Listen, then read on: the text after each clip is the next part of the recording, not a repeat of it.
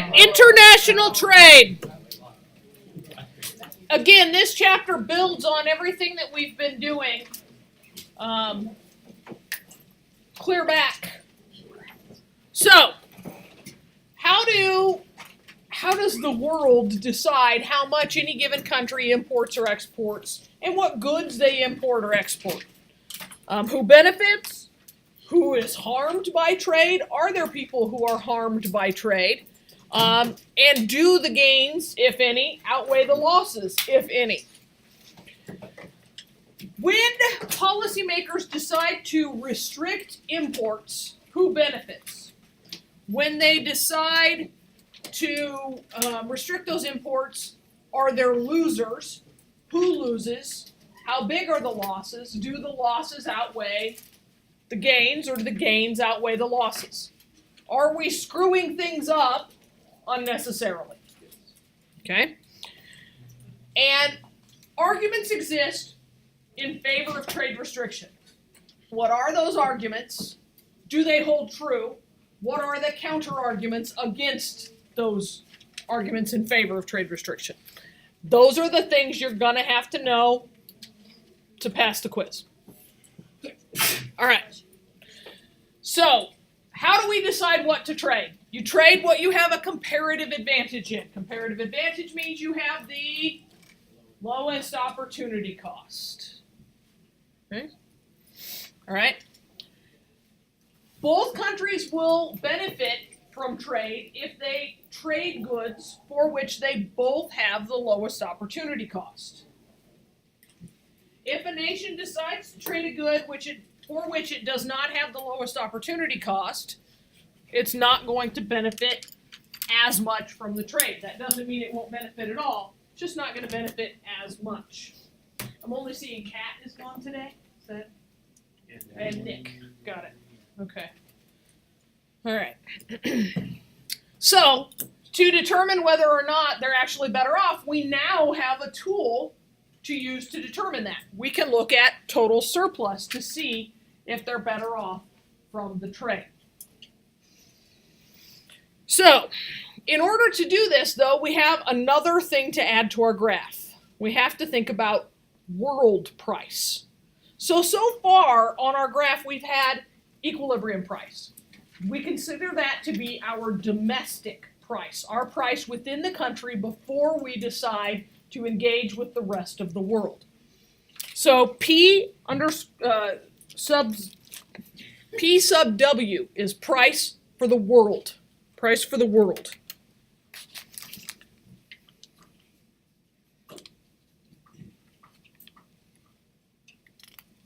Okay. P sub D will be our domestic price, our price without trade. These are going to matter a lot.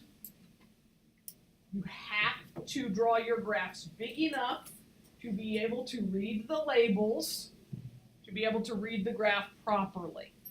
And I swear to you, if you don't label your graphs, you're going to be hosed from this point forward. Up to this point, you probably could have been getting along without labeling. From here on, you're going up in flames. So PD is just equilibrium. PD will be your domestic equilibrium price. Yeah. If domestic price is less than world price, thank you. If domestic price is less than the world price, then your nation has a comparative advantage. How do we know that? Well, if you're able to sell it cheaper than the rest of the world, you must be making it cheaper, which means lower opportunity costs.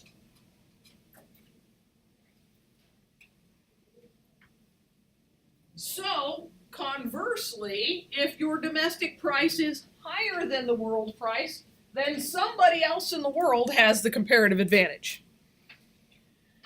If we live in a world with free trade, no trade restrictions, and your price, your domestic price is less than the world price, you ought to be exporting that good. Period. There's no debate there. You should be exporting the good and profiting from the trade. So domestic less than world, you export. Should. without restrictions. Okay. If the domestic price is greater than the world price, you don't have the comparative advantage. The reason is insignificant. You don't. Without that comparative advantage, you should be importing the good. Your people are going to be better off. You've lowered the price. Your people will rejoice and name you emperor for life.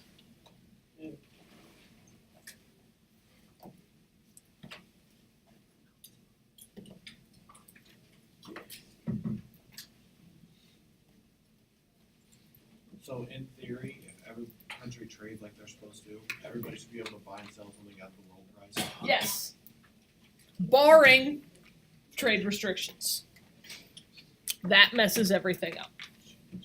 And, in theory, if everybody trades what they have the comparative advantage in, the entire world is better off, total surplus goes up, our standard of living is raised globally, and everybody lives happily ever after.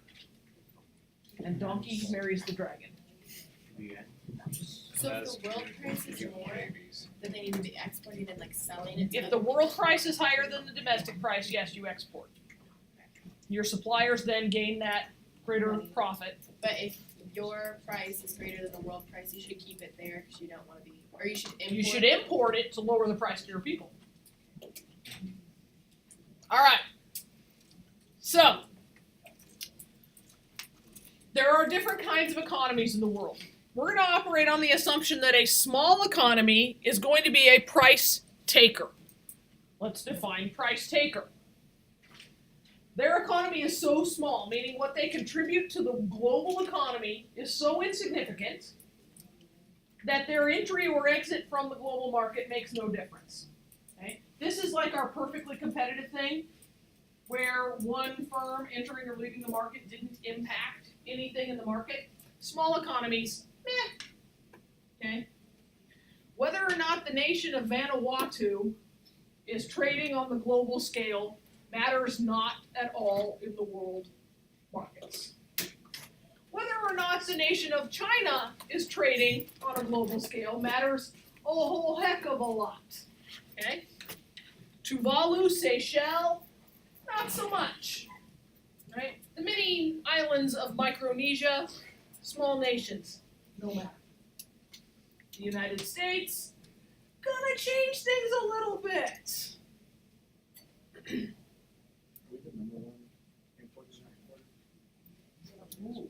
You can't say that. You actually probably can say that, but you have to be more definitive. You have to say in terms of value, in terms of quantity. Are you talking about a particular commodity? I mean, it's your generalization is too generalized to be generalized. Good one. Okay. Now, small economy assumption doesn't always apply. It, as I just told Q, depends upon what we're talking about.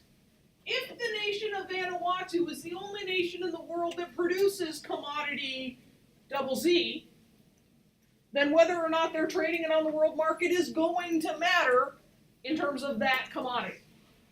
So you have to know more about it to know whether or not the small economy assumption applies. Okay? All right. We're going to operate with the small economy assumption just because it makes life easier that way.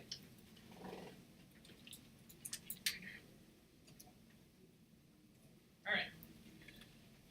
When a small economy engages in free trade, the world price is the only price that matters.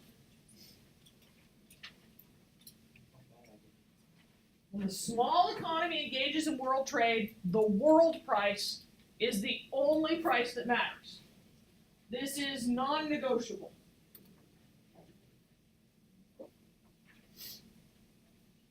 No seller would accept less than the world price in that country because all they'd have to do is sell their goods in the world to get a higher price.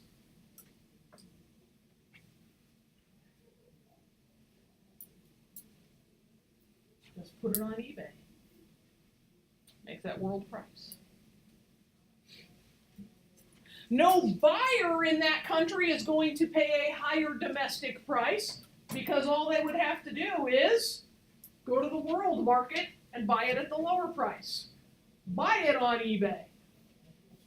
Okay.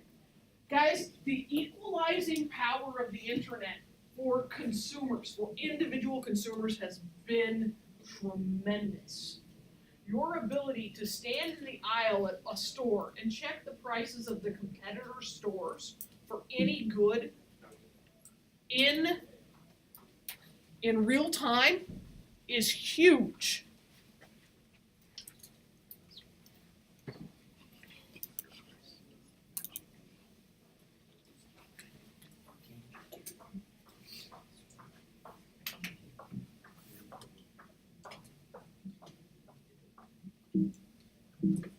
Psych. Not doing enough. Time to see a graph. Soybeans! This is so very real world. Soybeans are a hugely traded international. Right, I can't tell if that's sarcasm.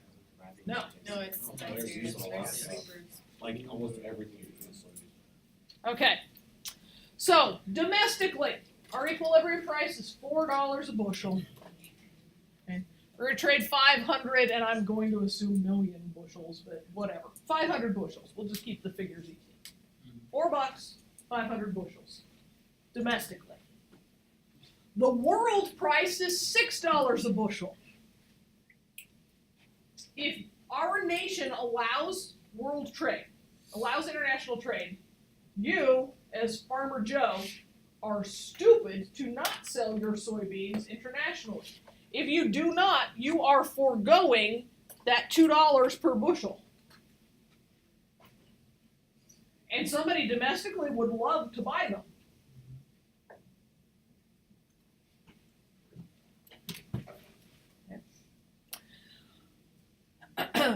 Now, here's where it begins to get a little confusing. So I'm gonna get this graph down. We'll take it nice and slow, step by step.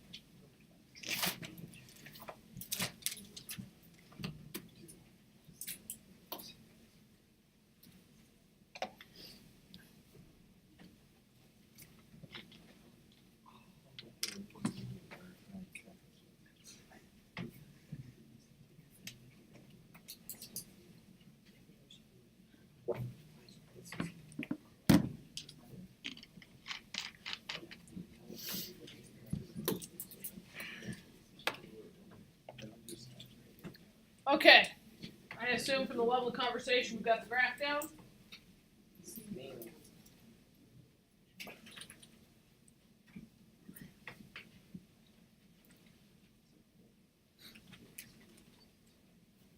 All right.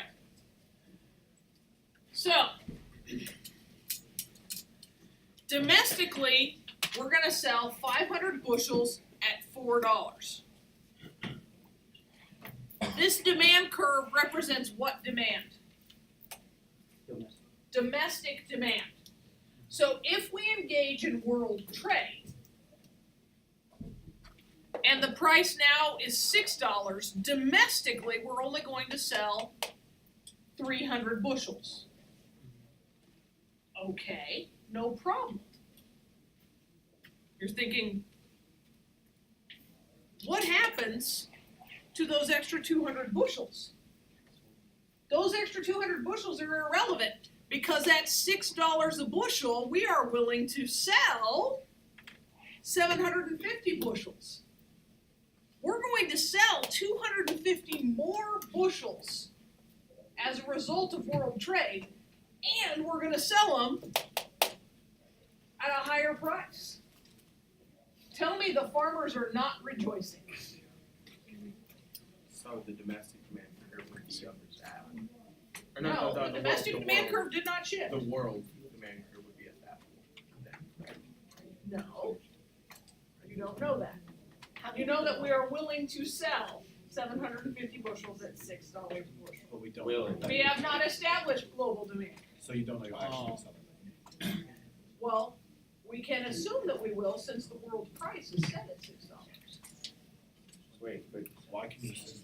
Wait, Just wait. I'm glad you're thinking. How are you gonna supply 750 if you only have a demand? Demand does not determine supply. Supply determines supply. But why would you supply more than needs to be? Because now we have the world price.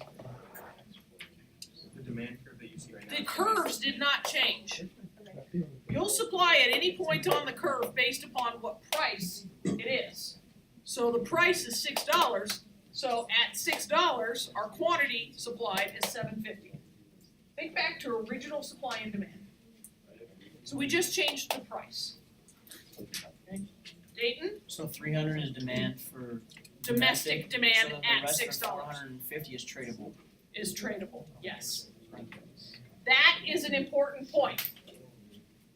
You're going to meet your domestic demand before you engage in the world trade. So those 300 bushels are going to be sold domestically.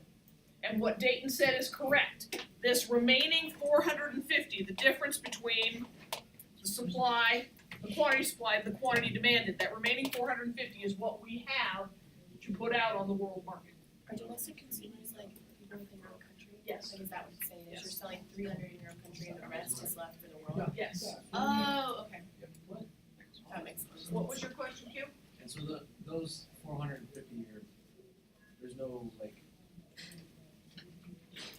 hesitation that they won't sell, they're gonna sell, right? We can assume that they're gonna sell if the world price is $6, because the world price is a clearing price. It's the world equilibrium price. All right, so we're good so far? You understand where we got these numbers? Yes. Okay. So, this is the graphical representation of what Dayton said. The difference between the quantity demanded at the world price and the quantity supplied at the world price is how much we export. Those of you who think a little quicker are already envisioning what happens when the world price is below equilibrium, and we talk about imports when the quantity demanded exceeds the quantity supplied. I know, mind blown. All right,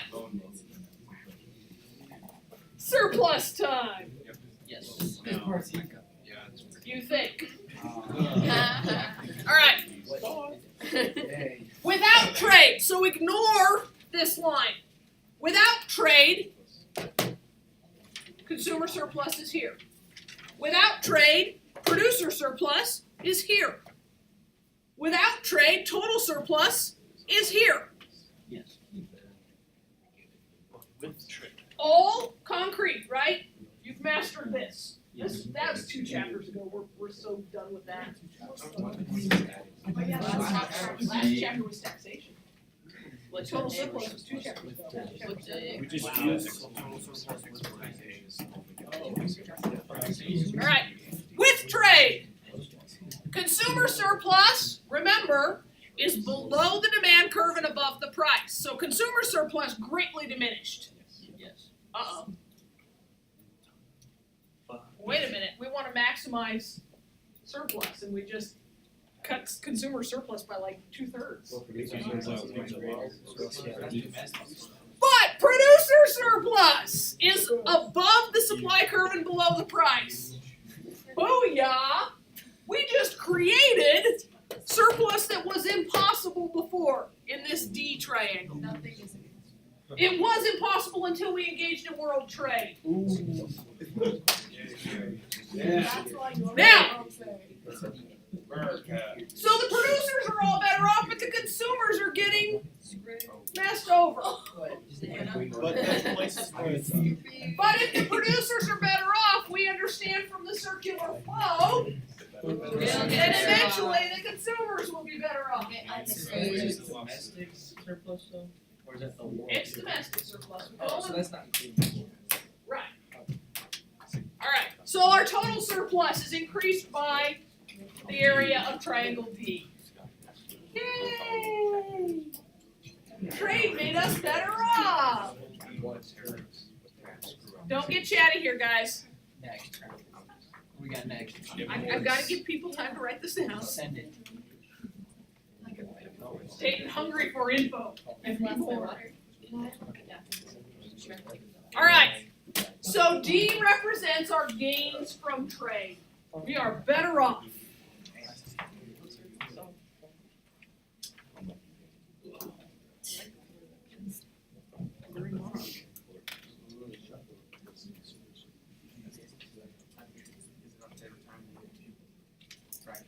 No, we gotta go to influence. Oh, wait, no, we got practice exports first. I don't know. Now we're having a debate. Do we practice exports before we go to imports? Do we practice them both together? Let's just change the slide and find out. Practice time! Yay. So hard. All right, plasma TVs.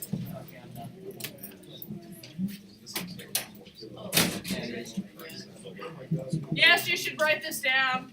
Just have like a few seconds. I'm good, I got the answer.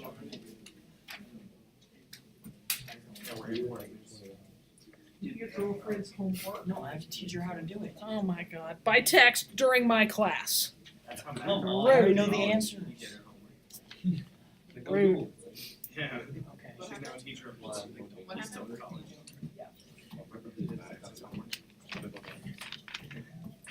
Wait, He's the oldest one. yeah. No, math. Baby step. All right. 3,000 is your domestic price.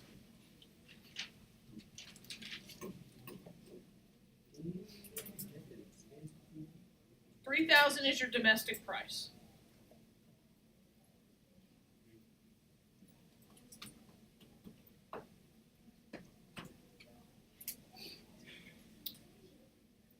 I'm not going to teach you imports. You're going to practice imports based on the understanding. World price is 1,500. Hey, Caleb, all of that will be available on the internet from the recorded lecture. Maybe skip ahead and keep up with us and go back and fill that in through the YouTube. Wait, what did you say? World price. So how many TVs will the country import or export? 400 what, Q? Import or export? Why? The supply, possible supply is 200. So quantity supply is 200 and quantity demand is 600. There you go, you use the proper words.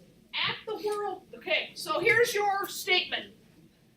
At a world price of $1,500, our nation will import 400 plasma TVs because at 1,500 world price, quantity demanded is 600, quantity supplied is 200. There's how you explain it. Is that not shockingly easy? So that's imported?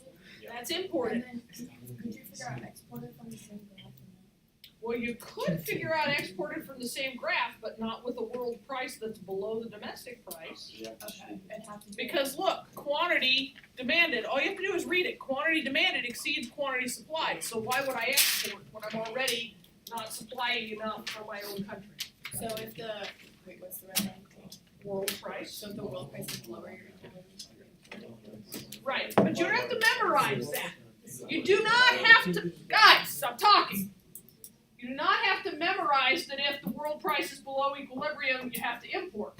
All you have to do is read the graph. If you draw the world price line and you say quantity demanded is 600, quantity supplied is 200, if quantity demanded exceeds quantity supplied, in order to meet that gap, you have to import. If you draw a line and the quantity supplied exceeds the quantity demanded, that means that you have too much at that price and you have to export it. Don't memorize whether it's above or below. Draw the graph and read it. Don't memorize, understand and apply.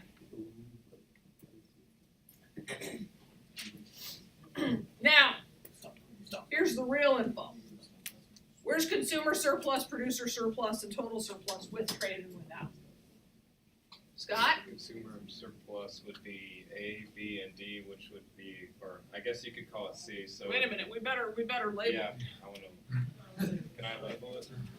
Can you label it? Is that the new? So it doesn't matter what letter I make this, or, It doesn't matter what you label what. so I'm just gonna go.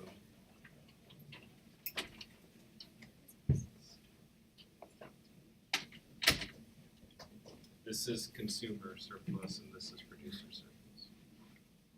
Okay, After- consumer surplus is below the demand curve and above the price. So without trade, what is consumer surplus? A. Because the domestic price is 3,000. Thank you, Scott. The domestic price is 3,000. What is producer surplus without world trade? B and D. Okay.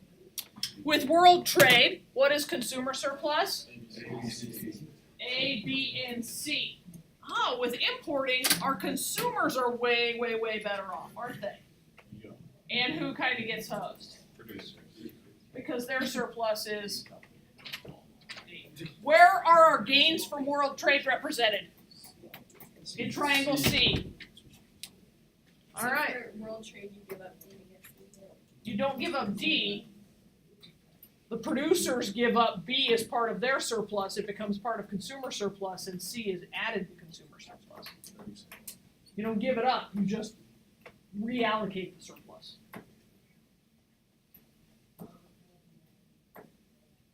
So we already had all that. Oh, little The different new is labeling. D. Oh,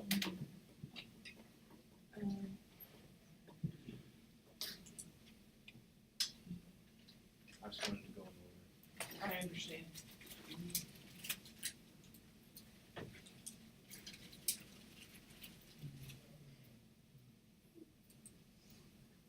It's a beautiful thing, isn't it? Look at how much better off we're making everybody. And we said that our gains from trade are D.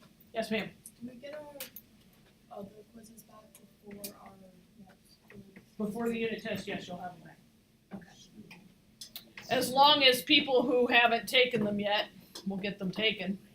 Please take them, please. how do you Those are mistakes. I thought it stayed.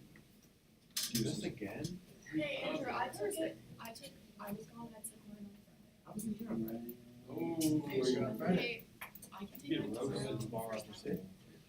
Actually, you know what, Andrew, you can do that. Coincidentally. All right. And if worse comes to worse, I'll just write a different quiz for Kat. I vote. Do not memorize this chart. Do not memorize this chart. Just be able to do this chart. Yeah. Graph it and read it. Graph it and read it. Graph it and read it. I got it. All right. If you understand, you don't have to. So guys, remember one of our questions was who benefits from trade, who loses? Whichever way you trade, import or export, thank you, dear. Whichever way you trade, import or export, somebody's winning, somebody's losing. Either the producers are winning or the consumers are winning, and the other side loses a little bit. But due to circular flow, doesn't end up helping both. Exactly. Circular flow tells us that the gains flow out to the entirety of the economy. Here's the deal. If you're in business making something in which you don't have a comparative advantage, should you be in business making that? Nope. And if world trade forces your hand and forces you to make that decision and either change what you're making or change how you're making it, doesn't that make us all better off? Yes. So, when President Trump says we're going to bring back manufacturing to the United States, why was manufacturing leaving the United States? Because it failed to have comparative advantage. And in order to maximize total surplus, it went elsewhere. What didn't happen was the retraining of the people who had had those manufacturing jobs. They were sitting idle. And that's where the economy failed. We didn't reallocate that labor into something else. We just sat and sucked on the other nation's comparative advantage. So Trump would do better to deregulate the manufacturing processes than to put tariffs on the imports? To deregulate the manufacturing process. Oh, so Make it just cheaper. say to make it cheaper for them to manufacture here. Well, and isn't he doing that? Look at the EPA director he chose. Look at the EPA regulations that have already been abolished. So is he trying to make it easier for them to do it in the United States so that they all come back? So if he abolishes Obamacare, would that also help? That reduces healthcare costs. Yeah, and that would help bring jobs back. At the Yes. expense of Except reduce or abolish Obamacare, manufacturing jobs are still by and large labor union jobs. And the labor unions are going to force those healthcare benefits anyway. Get rid of the union. And so Except for that's not a that's actually in process as well. That's in process as well. well, that's Yeah, like that's happier, also right? But what this tells you guys is that there are so many interrelated pieces. Nothing is a straight and easy answer. And people who understood economics, when the campaign was going on and President Obama said, I'm going to bring these jobs back and they'll all be back by, and he set a deadline, like 6 or 9 months or something. They'll all be back by, people who understand economics knew that was not possible and that there was a reason that those jobs were gone. But who wants that to be true? Us. The people who need those jobs, the people who have fallen out of the middle class because they lost those labor union, middle class wage paying jobs and are idling or are working 3 part-time jobs to try and make it go. How do we fix that? Do we fix it by deregulating and bringing back the manufacturing jobs? Why are those regulations in place in the first place? To keep people safe. To keep people safe, to keep the environment safe, to keep our drinking water safe, to keep our air breathable. So if we get rid of those and bring the jobs back, do we have a net win? Depends on where your values lie, I guess. Right? I can't tell you whether that's a win or not. Depends on whether or not your family lost a manufacturing job. That job comes back, it's a win. Here's the question for you. Can that comparative advantage be regained solely by deregulation? Is that the only reason that those jobs went away? Taxation? Employee benefits in the form of wage negotiations through labor unions? What other things force that loss of comparative advantage? Change in technology. Why are American car manufacturers not dominating the global car market anymore? It's legal to make cars last longer. Cars do last a lot longer. They're more fuel efficient. I don't know. What happens if we get self-driving automated cars and everything goes ride-sharing wise? Could happen in your lifetime. The technology is advancing at a rate. So then what? So then we don't all need 2 cars, 3 cars, 4 cars in our driveway. You just hail the ride, get into the vehicle with whoever else is in it. It's like mini automated taxis all over the place. You pay, you got your pass, and you just boop, and you're in. You get where you need to go. So what happens to the laborers for Ford and GM then? Do we require that they continue to manufacture more cars than we need so that we can keep the jobs? An economy has to adapt and change. And the difficulty is that sometimes the change comes very, very rapidly. Who was president when the Model T came out? 1908. Taft. Oh, I was about to say. President Taft. I thought Taft was Yes. Ish. Cause I just saw something. It'd be 1908 though. Yeah. Wilson was elected in 12. Alright, so here's a question for you. Taft is president, then Wilson. We're going from the horse and buggy to the automobile. What if Taft or Wilson had said, oh, no. We can't be putting all of these buggy makers and wheelwrights and harness makers and whip makers out of business. We can't be doing that. We're going to subsidize the buggy making, wheelwright, harness maker, whip maker industry to keep them employed. Would that have worked? The progress was coming. People were going to the horseless carriage. Okay? How many of you have a computer of some sort at home? Laptop, desktop, some sort. And a computer in your pocket? Okay. How many of you have a typewriter at home?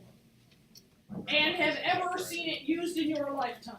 I used to when I was little, I Okay. used to try and use it, and then I broke Here's it. my question. Typewriter manufacturers, typewriter repairmen. What happened to them? They died. They couldn't afford anything, so we didn't need them, so they died. Technology changes. Things are invented and become obsolete. How many of you light your homes at night with candles and kerosene lamps? Kerosene. Aw, but you got me there, bro. Pumpkin spice Not latte. since the snowstorm of '97, but I would bet if you went home and asked. Were any of you alive? Lots of candles and kerosene lamps were in use during that time. During what time? The snowstorm of '97. Yeah, We were out 'cause of we power were for all 5 years. around for that. Just kidding, that's it. Great. I was Okay. alive. You guys weren't, but ask your folks. Ask your folks. All right. We can't undo change. But what we can do is figure out how to adapt to change. For 99.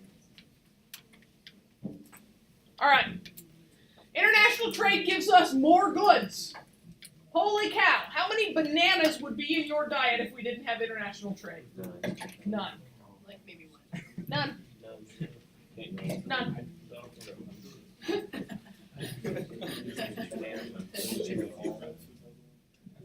How much chocolate would be in your diet if we didn't have international trade?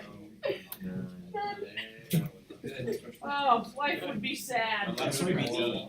Yeah, lots of soybeans. Boy. Okay. When producers can sell on the global market, they know that their market is much larger. They can increase their scale. And it's something we'll study later on. You get what's called economy of scale. It actually, to a point, becomes cheaper to make more because you can make more. Sometimes small production is much more expensive. Yeah. Isn't that with like t-shirts, the more you buy, cheaper they are? Yes, that's because they're passing on the savings from the economy of scale to you. I was gonna say, That it takes X number of dollars to design that, to manufacture the screen, and to set up the process. And so the more you buy from that manufacturing process, the more they can distribute those initial fixed costs across the total quantity. So that's why I think taxes and regulations affect small businesses much more than Walmart. Yes. Yes. Small businesses. Okay. It's obvious. Competition from abroad can reduce the market power of your domestic firms. So let's say we didn't have global trade and all you had to choose from was Ford and GM. They basically get to set the prices. But when Toyota and Honda can import their goods and sell a competitive good at a lesser price, it forces Ford and GM to deal with that competition and to lower their price. Yes, it may lower their profit, it also helps to make them more competitive. They have to look at their product and see why it's not something consumers want to pay a premium price for.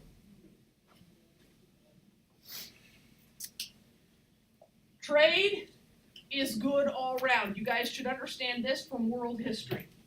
Do you remember studying the Columbian Exchange? Trade and the flow of ideas. Do you remember studying how China fell behind when it went into the closed country policy?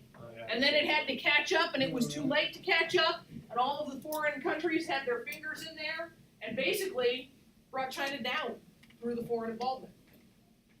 Had they stayed engaged and kept their technology current, China might have remained a world power. They've certainly come back from that, haven't they? All right. So if world trade is so fantastic, why are so many people opposed to it? You gotta make America great again. So we know, as economists, that trade makes everyone better off. Eventually. But sometimes people don't want to wait for eventually. We very much are creatures of the right now, aren't we? Are you talking about like lobbyists? Everybody. Who are lobbyists acting for? Someone else. The people. Lobbyists are not acting for the people. The people do not pay the lobbyists. The lobbyists are acting for the corporations who pay the lobbyists. And the corporations are acting for their shareholders, who are the individuals who are wealthy enough to own the stocks and exert that influence. So unless you have money, you're not in that. Okay. Winners from trade could compensate the losers and still be better off. Could compensate the losers and still be better off. Does not mean they do, but they could. What's that mean? So let's say that we're exporting, okay, and that means that producers are way better off. So consumers are having to pay a higher price. So those exporters could choose to discount a little domestically. We're going to sell it at the world price of $600, but here in the U.S. we'll sell it for $550. We're going to make you a little better off than you would have been at the world price, and they'll still be ahead. Who's they? The producer, the winner from the world trade. Oh, so the producer would take that loss, but they'd still be making a ton of money. More than they would have at the domestic price. And couldn't the consumer do the same thing by buying something domestically instead of? The ability to do that is greatly altered though, because you can't just go to Target and say, I'll take this $5 t-shirt, but I'd like to give you $6. Oh. And What t-shirt are you buying for $5? pennies would be like, yes please. All right. That compensation hardly ever happens, okay? The losses are most often felt by a small group of people who are not impacted minimally, but who are impacted tremendously. The whip makers, the buggy makers, the harness makers felt the loss of their industry every day. They closed up their shops, they had no jobs. They felt that loss. Everybody else in the economy, where am I gonna unload this buggy I don't need anymore? Right? Okay. But the people who are impacted by the losses feel it very, very deeply. And in this age of global social media, their voices are amplified many, many times over. That buggy maker complains at the local dollar store, the local general store, bellies up to the saloon, bellies up to the bar at the saloon, and beefs about his loss of his job as he spends his last 2 bits on a beer. And the people around him are the ones who hear and complain. Today, Austin loses his job, and everybody on Instagram, Twitter, Facebook, Snapchat knows about it. Right? Barbara Brown, this is racist, this is why they fired me. Okay. And then everyone gets offended. The gains are spread very thinly over a lot of people. And so the impact is not as tremendous.